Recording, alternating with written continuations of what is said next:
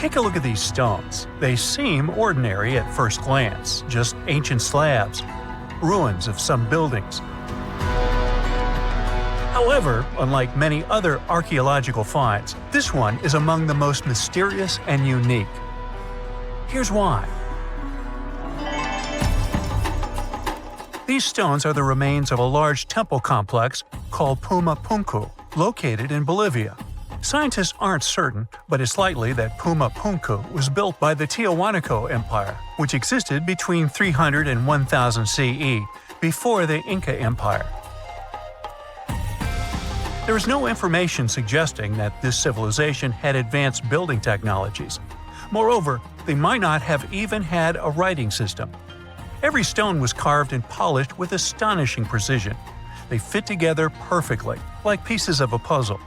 The craft is so refined that not even a razor blade can pass between the stones. Quite impressive for people who lived around 1500 years ago. And these stones are heavy. The largest ones weighed around 130 tons.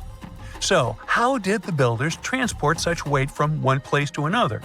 Scientists suggest that this civilization did not know about the invention of the wheel. So, how did they manage to build such a perfect engineering structure? Did Tiahuanaco have the knowledge and tools for stonework? Or did someone else build Puma Punku? There are several theories about this.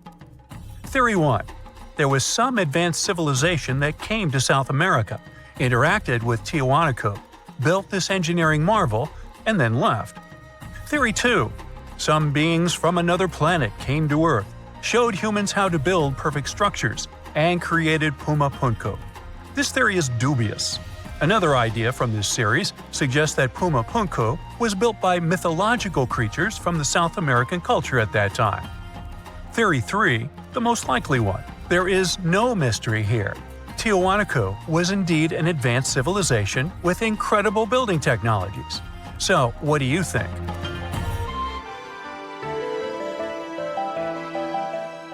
Okay, we've seen some pretty rectangular stones used for building a temple. How about perfectly round stones for studying the starry sky? Or for some other purpose, it doesn't matter. So, welcome to Costa Rica. In the south of this country lies the so-called Diquis spheres. These are large, heavy, round stones created in the pre-Columbian era, around 600 CE. Now, each stone is made from a unique type of rock formed from cooled magma. In other words, someone waited for a volcanic eruption to end and for all the magma to cool, and then took all this material and carved these spheres from it. But how did they achieve such a perfect shape? Scientists suggest that people used small stones to grind and carve the cooled magma. Some specialists think that the stones were made for navigation. They could have indicated the way to certain places. Another theory claims that the Diquis squares were used for astronomy. No one knows for sure. We may never get the answer to this question because the people who knew the secret of the stones disappeared after the Spanish expansion.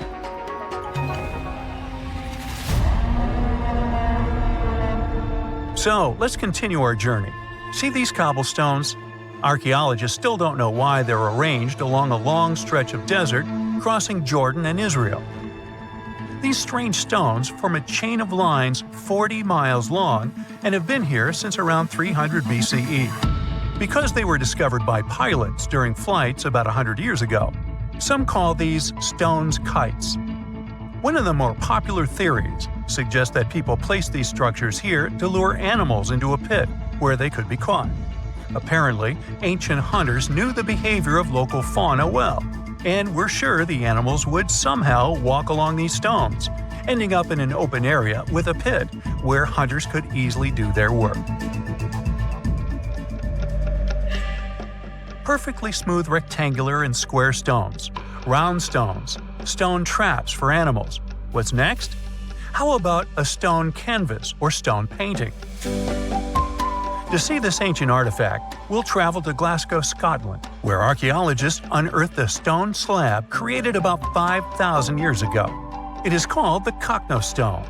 The slab measures 43 by 26 feet, about half a basketball court.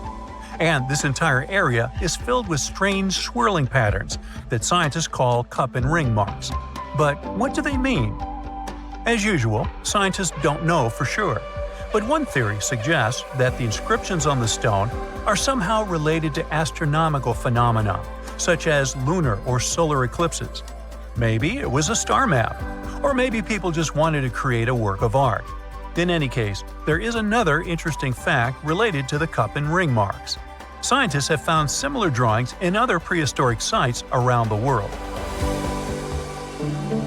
Okay, let's step away from mysterious stones and look at some other archaeological mysteries. Here is the approximate order of civilization development starting from 8000 BCE, according to scientists. First, people settle in one place and build a city or settlement there.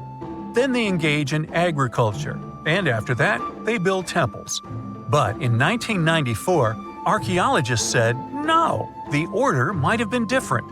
What if people first built temples to worship higher mythical beings and only then built cities and engaged in agriculture? Let's go to Turkey, to the rural area of Göbekli Tepe, where in the mid-1990s, archaeologists discovered several stone pillars with carved animals on them. This ancient structure dates back to around the 10th millennium BCE. Now, this place is considered one of the oldest places of worship in the world. Most likely, it was built by semi-nomadic hunters who knew nothing about agriculture because it appeared in this region 5 centuries later. Now, scientists are wondering, is it true that such structures led to the settlement of the area? The answer to this question may help understand the mindset and development of humanity in many parts of our planet. So, would you like a scroll with the location of a treasure marked on it? You could say you already have one. Check it out yourself. Just Google the Copper Scroll Treasure. Download a high-resolution photo of the scroll and follow the instructions. Oops! The instructions are written in an incomprehensible language. Scientists have been trying to decipher this message since the scroll was discovered in 1952 in Qumran, and the answer is still not found. According to one theory, the scroll contains information about a large amount of silver and gold. But even if the treasure does not exist, this artifact is still quite interesting to study. It was created around 2,000 years ago, during the time when the Roman Empire ruled over the settlement of Qumran. Perhaps the local residents hid their valuables from the Roman legionnaires and left such a map for their descendants. When you approach this archaeological wonder, you won't notice anything. But if you rise into the air and look down at the ground, you'll see amazing patterns created by the people of the Nazca culture. This discovery is called the Nazca Lines. Pilots and passengers of commercial aircraft first noticed them in the 1920s and 30s during flights over Peru. These large drawings consist of geometric lines, complex images of animals, and whimsical figures. More than 2,000 years ago, people removed part of the surface soil of this land and created these patterns.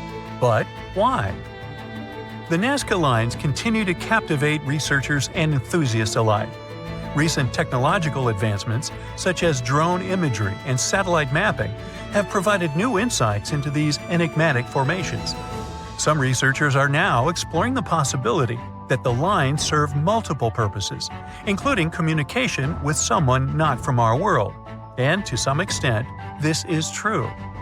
Some scientists believe that the Nazca Lines were a ritual method for communicating with the deities of the Nazca civilization.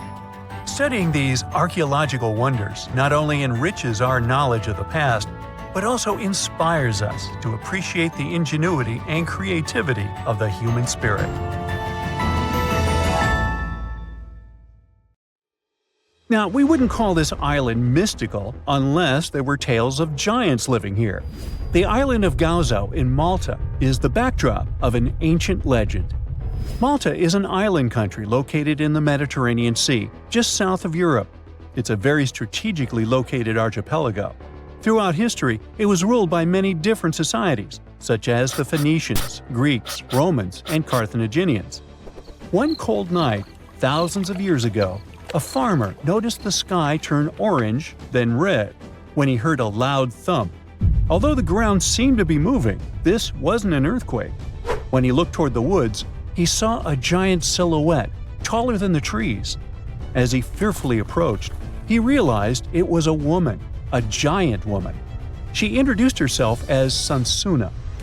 Unlike the terrible giants of many tales, Sunsuna didn't want to exterminate the human race. She was loving and caring. She told the farmer that she and her people could help protect their land from invaders. The locals were pretty interested in this offer. Since Malta is located in an important commercial route, it was constantly being invaded. The story says that Sunsuna settled in Malta, and sooner rather than later, she was moving things around. And when I say things, I mean monoliths. Sunsuna carried huge stones on her shoulder to build a magnificent temple called Gigantia, which means place of giants. She even did this while holding her half-giant, half-human kid on the other shoulder. Some say Sunsuna lived exclusively on beans and honey, although others replaced honey with water. The funniest bit here is that Malta is the 10th smallest country in the world, but it somehow managed to host giants. Hey, go figure. The temple looked like a giant game of Tetris, with some stones weighing as much as 20 elephants. Some of these monolithic rocks are so heavy, scholars guess it would take 50 men working together to lift just one stone. Now, as much as this is entertaining, humans never proved giants were real, so this story couldn't be true. There's a brief mention of a species of giants called the Nephilim in some ancient texts. The Nephilims would have been terrible giants that wreaked havoc on the earth and only survived until the Great Flood. But nobody ever found real proof of this species really existing on Earth, until this came along. The world of Maltese archaeology unearthed quite a few shocking things in the past years. One of them are known as the hypogeum skulls. Hypogeum is the Greek word for underground, and this incredible site was discovered in the first decade of the 20th century. Back then, Malta's National Museum director received an important phone call. Someone had accidentally dug some impressive bones and asked him to come check it out. The hypogeum looked like an underground city, filled with mazes and rooms that stretched along multiple floors. They were all made with similar limestones as the Maltese temples above ground. The hypogeum was filled with important relics and artifacts. Scientists quickly understood that the hypogeum was built as a type of final resting place for locals. So, along with skulls, they found a lot of bones and skeletons. One of these artifacts were skulls, but these weren't regular human skulls. Rather, they were of the elongated type.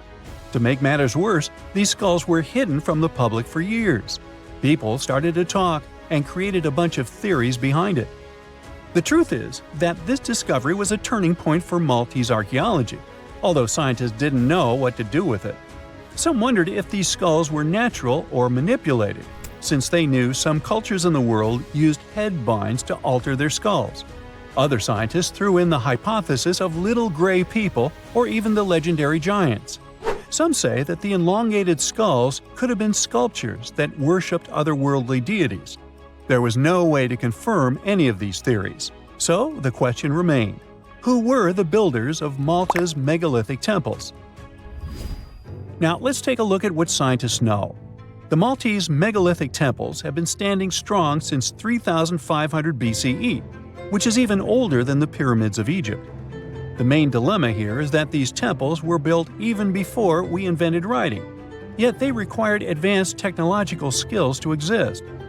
The Gigantia Temple seems too absurd to have been built by humans. The South Temple has a corridor with 4 oval rooms on the sides, looking like a big shamrock leaf. In one of these rooms, scientists found altars decorated with spiral patterns.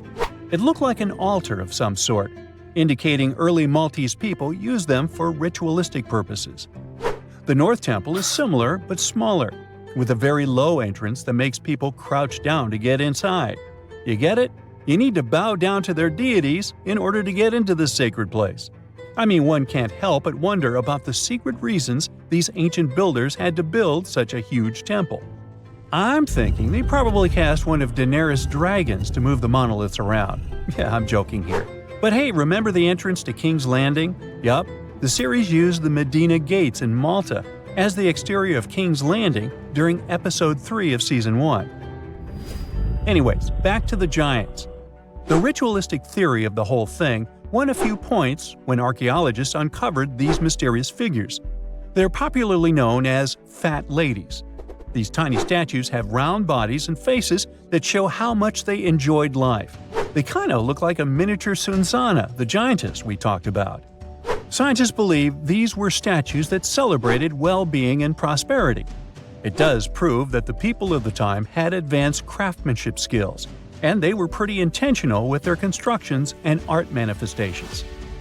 One of these statues is known as the Sleeping Lady. This Neolithic piece of art depicts the figure of a large woman lying on her side sleeping.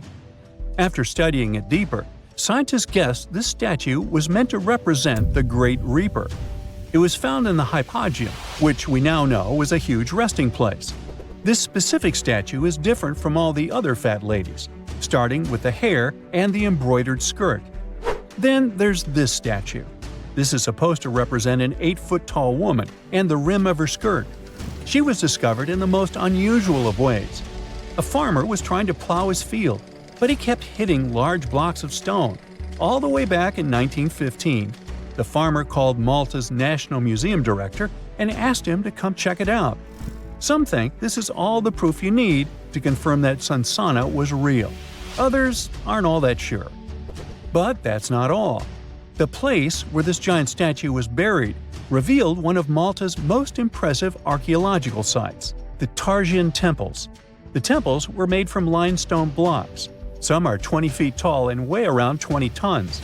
Zamet, the museum director, kept digging and discovered multiple sites made of megalithic stones. All of them supposedly built by Stone Age farmers, all stranded on a remote island in the Mediterranean Sea thousands of years ago. It just doesn't make sense. I mean, look at these temples in Manidra. This is probably the world's earliest calendar. On the equinoxes, the sun passes directly through the main doorway, straight down the central axis. On the solstices, there are two superb variations.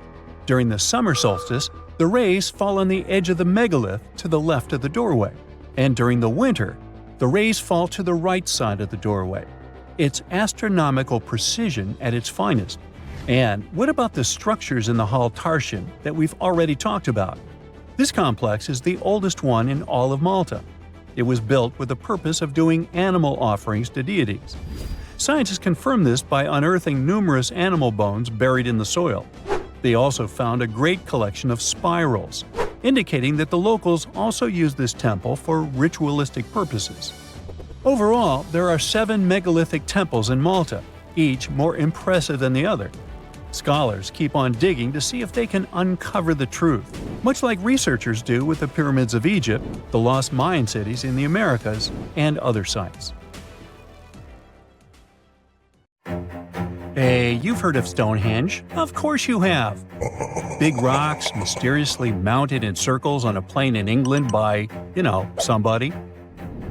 But what if England's Stonehenge is only a replica of another monument, and its builders just crossed the Atlantic and copied what someone had already done elsewhere? Well, it turns out researchers found another Stonehenge underneath the waters of Lake Michigan. This lake is a hotspot for woo-woo unexplained things. A bunch of disappearances, plane crashes, and now this. An ancient underwater monument that looks strangely enough like Stonehenge. We couldn't help ourselves and needed to dive deep into this story. A ring of massive stones, arranged in a way that felt all too familiar. They saw 2 circles, an outer one and an inner one, sitting 40 feet below the surface. But this wasn't just a random pile of rocks. These stones had been placed there, purposefully, by human hands. And by doing some further research, they discovered that they were staring at a structure that's over 9,000 years old. Think about it. This Stonehenge beneath Lake Michigan predates the pyramids. It predates Stonehenge itself by about 4,000 years.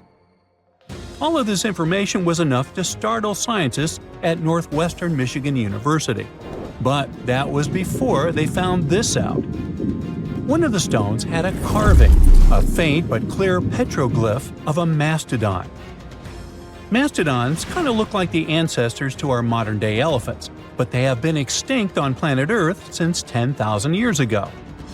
So, whoever built this underwater Stonehenge needed to be alive at the same time these creatures roamed our planet. This discovery raised many questions among scientists. I mean, why on earth would they go through all this trouble to lay rocks at the bottom of a lake? Well, first things first. Scientists believe that Lake Michigan had much less water back then than it does now. Second, it could have something to do with ancestral practices of First Nation people. There's one theory from a professor of the University of Michigan.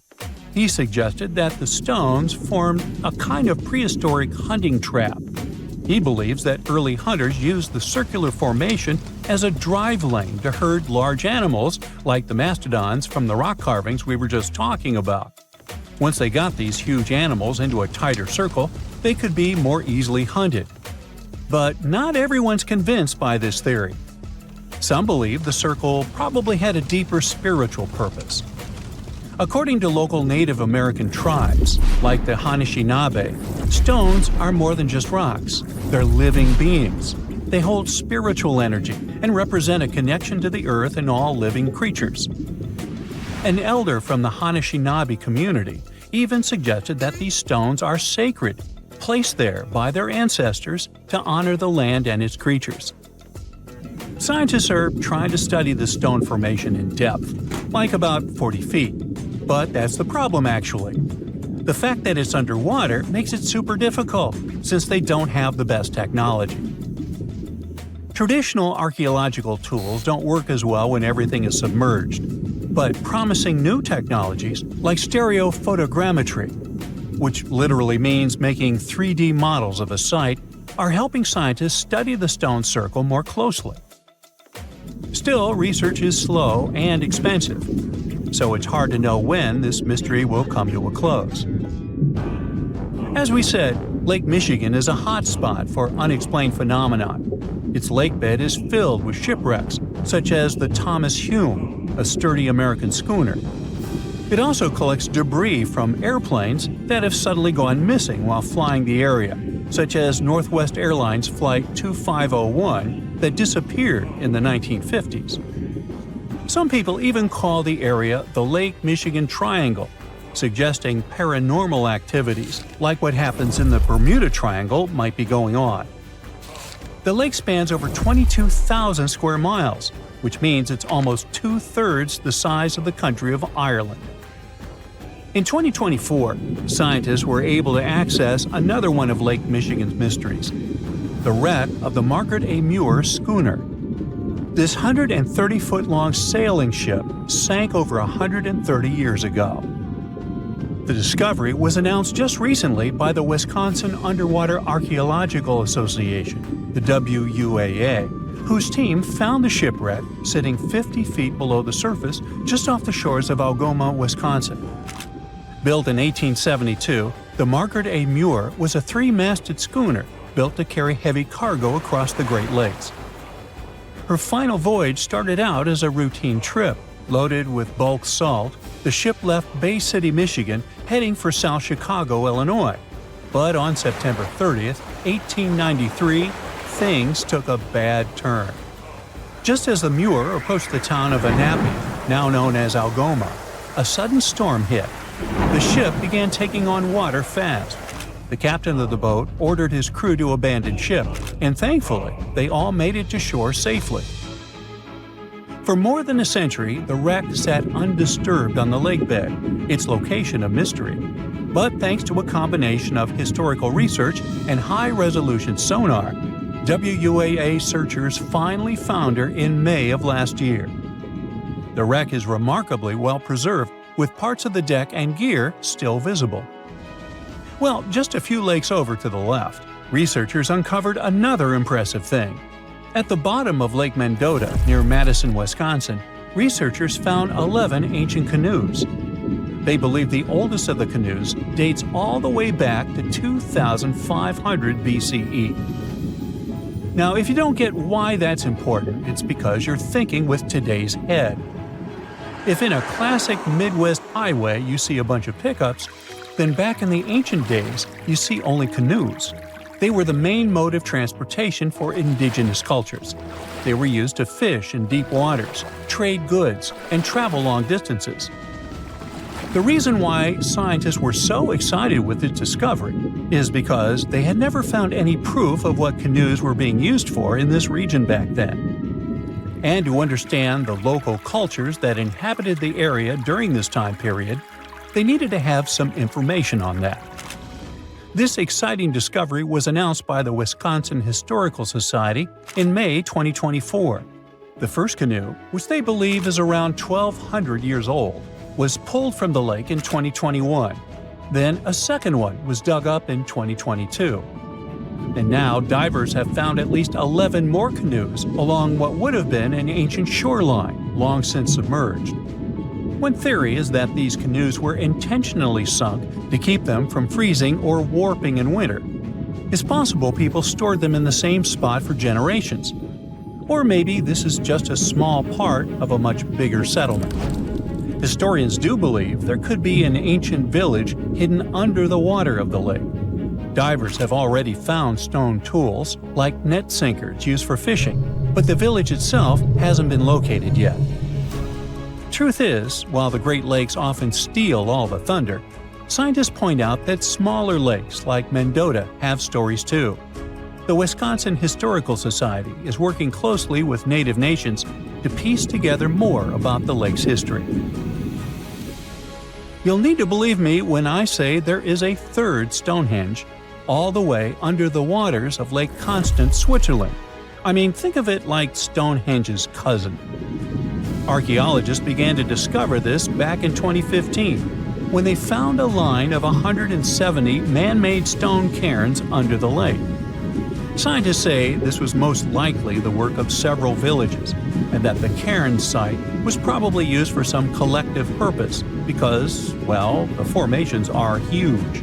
Some of them are several dozen feet wide, and they can build up to 6 feet. The most amazing discovery so far is that the site dates back to around 5,500 years ago. So around the time the original Stonehenge was being built. Some of the facts that link them together are their construction dates, as well as the distinct characteristic of stone monuments built in a circular format.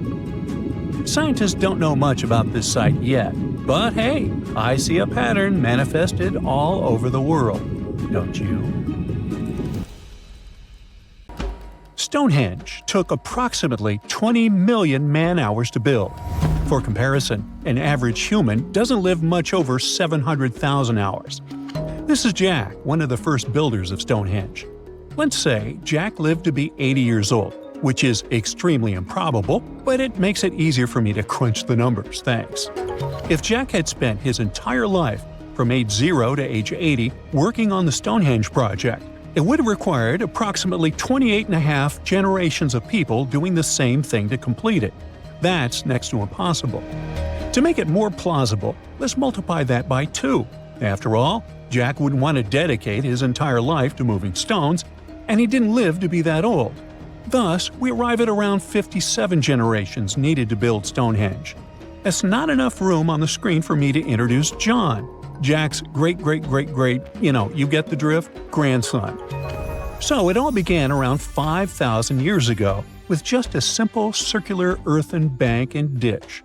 Fast forward to around 26,000 BCE, and the builders replaced that initial structure with a complex arrangement of wooden posts and brought in around 80 dolerite bloom stones from Wales, which were rearranged at least 3 times.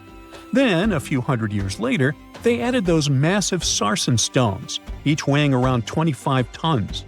These enormous sandstone blocks were transported about 19 miles to create a continuous outer circle, with 5 trilithons, 2 upright stones topped with a lintel, forming a horseshoe shape inside. It was a millennium-long building process that demanded years of hard work. So, people must have lived nearby, right? But how would they have found shelter back then? Today, we have houses for builders on site, small accommodations that serve as temporary housing. But structures like this definitely didn't exist when Stonehenge was constructed, did they? Well, actually, they existed, and some recent archaeological digs near Stonehenge prove it. Archaeologists found this Stone Age eco-home, which is a huge deal since it's one of the earliest settlements in the area. This newly uncovered Mesolithic home dates back to around the year 4300 BCE. Let's take a closer look at this house, shall we? Now, for the walls, people back then used a large fallen tree, its trunk to be more precise.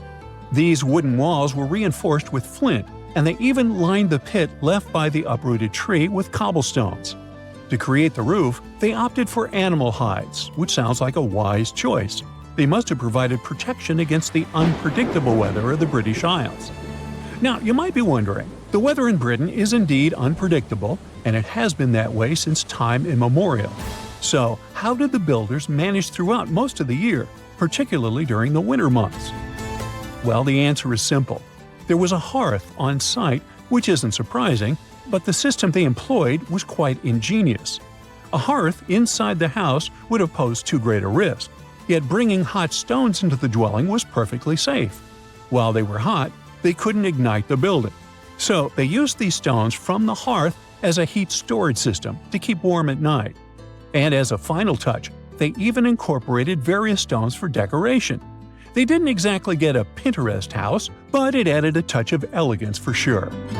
And if you think this discovery is merely about the houses, think again. It significantly changes our understanding of how people lived during that time. This discovery places them in an important prehistoric setting right at the start of the Neolithic area, sparking some interesting questions about whether these early folks could be related to the people who built Stonehenge. But there's a big worry.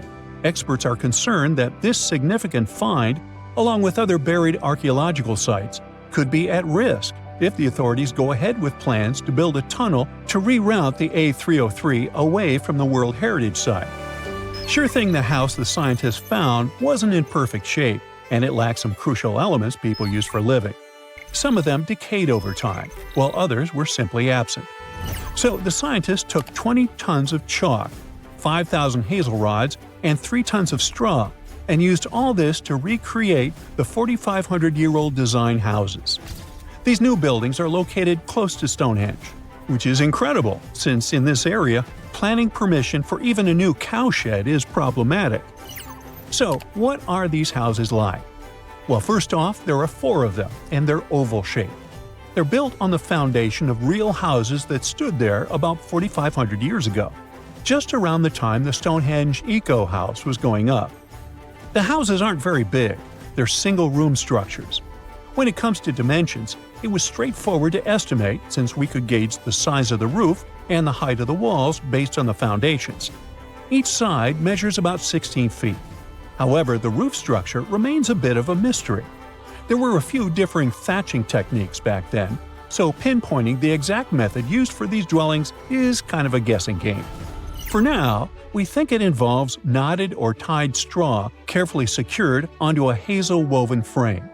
When fires are lit, the smoke from the hearth wafts up through the thatched roof. Now, remember those 20 tons of chalk? That was needed for the floors and walls. The white chalk walls and floors reflect sunlight and capture heat from the fire. But here's the kicker.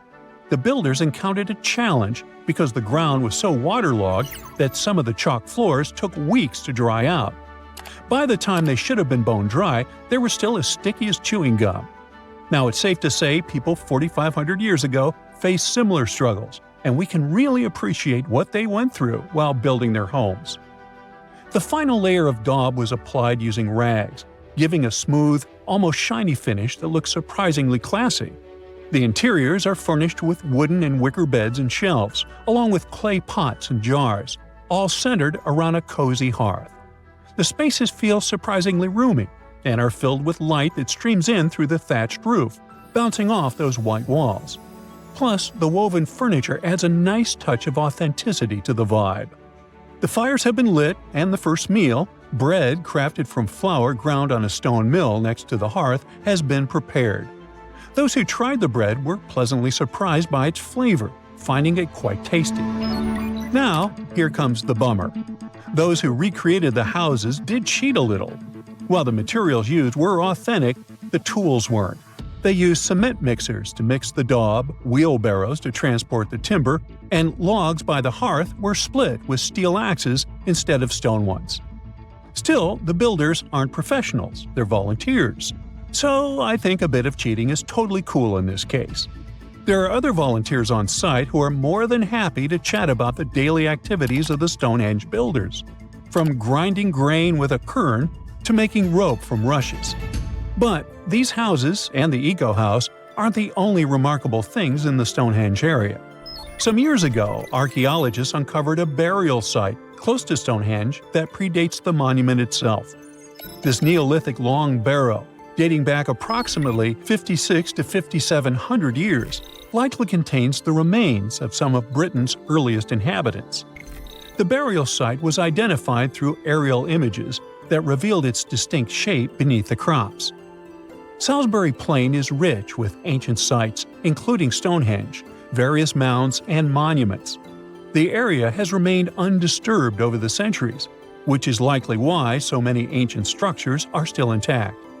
This discovery also shows a significant shift in human lifestyle during that era, marking a transition from a nomadic existence to settled farming and animal husbandry, much like the Eco House itself. The long barrow in question measures about 85 feet long and 65 feet wide, though much of its above-ground structure has been lost to farming over the years. If this site is like others in the vicinity, it contains the remains of 30 to 50 individuals, along with cow skulls, which were significant to those early communities. Hey, if you think Stonehenge is one of the oldest stone monuments ever, well, let me introduce you to Göbekli Tepe. Buckle up, we gotta travel to Turkey to meet this really old guy. Yeah, he's too old to travel. Jokes aside, Göbekli Tepe, an archaeological site located in southeastern Turkey that dates back to the Neolithic period, around 10,000 BCE. It's considered to be one of the oldest and most significant archaeological discoveries in recent times. The site consists of a series of circular and rectangular structures made of stone pillars. Yeah, it does look like its younger brother Stonehenge. Some of those pillars are decorated with intricate carvings of animals and other symbols. Now, you maybe wonder, hey, why on earth did they make such a fascinating building? What was its purpose? Sorry, I got no answer for that. The purpose of the site is still unknown, but it is believed to have been a ceremonial center for the ancient people who lived in the area. The discovery of Göbekli Tepe has challenged long-held beliefs about the development of human civilization, as it suggests that complex societies may have emerged much earlier than previously thought. Okay, pack your stuff, our travel's just started. Next destination, Masada. It's an ancient fortress located in Israel on a plateau overlooking the Dead Sea. Hey, look at that view, spectacular, huh?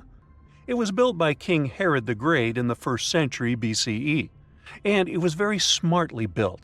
Within the fortress, there were various facilities such as storehouses, barracks, a palace, and a set of cisterns capable of holding approximately 40,000 cubic meters of rainwater. People living there believed that the collected runoff from a single day's rainfall could provide sustenance for over 1,000 individuals for a period of 2 to 3 years. Access to the fortress was limited to 3 steep and winding paths leading up to fortified gates. Still, at one point, the fortress was occupied by people who had fled Jerusalem after the city was captured by the Romans. They held out against the invaders for several months, but eventually they were defeated. But these guys didn't surrender. The story of Masada has become a symbol of resistance and bravery. Today, Masada is a popular tourist attraction and a UNESCO World Heritage Site. The next flight is going to be short. We're popping over to Egypt to see the Karnak temple complex. It's a vast ancient Egyptian temple complex located in the city of Luxor, Egypt. It was built over a period of 2,000 years and covers an area of more than 200 acres. The complex is dedicated to the worship of the deity Amun-Roka. Wait a minute, that should be Amun-Ra, and it was one of the most important religious centers in ancient Egypt. The Karnak Temple consists of several temples, chapels, and other buildings, including the Great Temple of Amun, the Temple of Khonsu, and the Temple of Ptah. Ptah! The Great Temple of Amun is the largest and most impressive temple in the complex, with massive columns, statues, and other decorations. One of the most famous features of the Karnak Temple complex is the Avenue of Sphinxes, which is a long avenue lined with Sphinx statues that leads from the entrance of the complex to the Great Temple of Amun.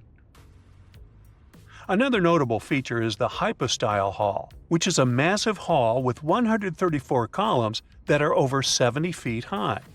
The Karnak Temple complex is a popular tourist attraction and a UNESCO World Heritage Site. It's considered one of the most important archaeological sites in Egypt and provides a fascinating glimpse into the religion and culture of ancient Egypt. Hey, we can't hop on the next flight and leave Egypt until we see the Pyramid of Djoser. It has another name, by the way. It's also known as the Step Pyramid. This ancient Egyptian site is located in Saqqara. It was built during the 27th century BCE for the pharaoh Djoser by his architect Imhotep, who is considered one of the most important figures in Egyptian history. People believe this pyramid is the first monumental structure built entirely of stone and is an important example of early Egyptian architecture. The pyramid originally stood at 203 feet tall and was surrounded by a complex of buildings and courtyards. It was constructed in 6 layers, each smaller than the one below it, giving it the distinctive step-like appearance. The pyramid was used as a burial place for Pharaoh Djoser and was surrounded by a vast necropolis that contained the tombs of many other important officials. The Grateful Dead? The Pyramid of Djoser has several renovations and additions over the centuries, including the addition of a limestone casing that covered the original step structure. However, much of the pyramid was destroyed over time, and today only the central core remains. Despite this, it remains an important archaeological site and a popular tourist attraction in Egypt. Alrighty, we're ready to move on. There's one more pretty recent discovery we gotta see today. The Tower of Jericho was only discovered during excavations in the 1950s and 60s. It's an ancient stone tower located in the city of Jericho in the West Bank. Just like Göbekli Tepe, this one is believed to be one of the oldest stone structures in the world, dating back to approximately 8000 BCE. The tower stands at over 28 feet tall. It's made up of 2 main sections, an inner tower and an outer tower, which are connected by a series of stairs. The purpose of the Tower of Jericho is not entirely clear, but it is believed to have served as a defensive structure or a watchtower. It may have also had religious significance, as it was located near a sacred spring.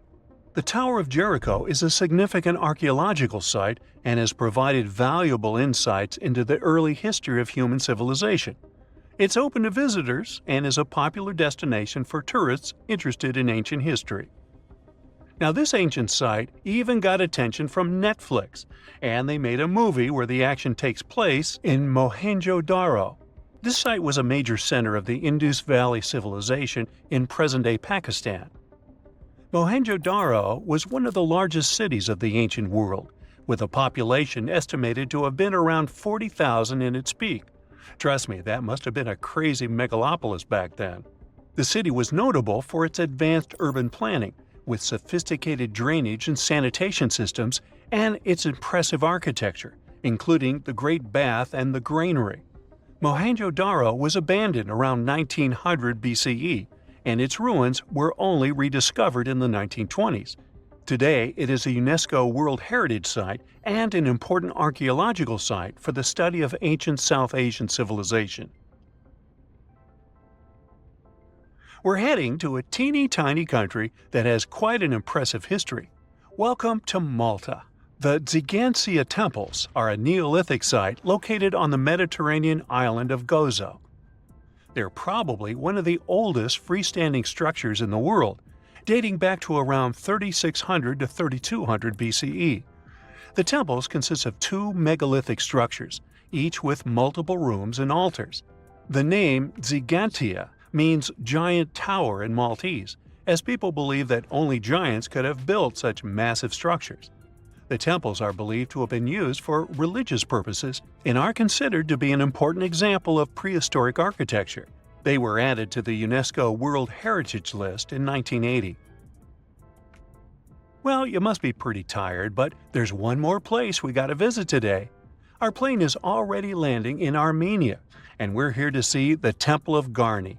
Look, this one is well preserved.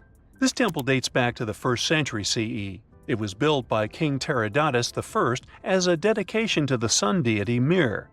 Sadly, the temple was destroyed in the 17th century during an earthquake, which is quite a common thing for this area, but it was later reconstructed in the 20th century. Today, it's a popular tourist attraction and is also listed as a UNESCO World Heritage Site.